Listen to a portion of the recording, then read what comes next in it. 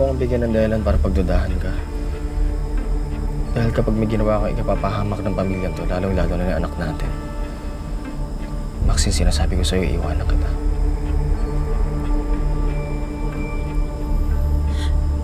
Sa pang pagsisinungaling mo, iwanan talaga namin ikaw ni Joel.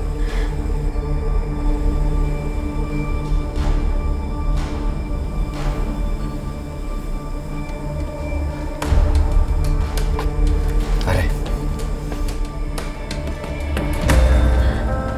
Ano ba mo rito?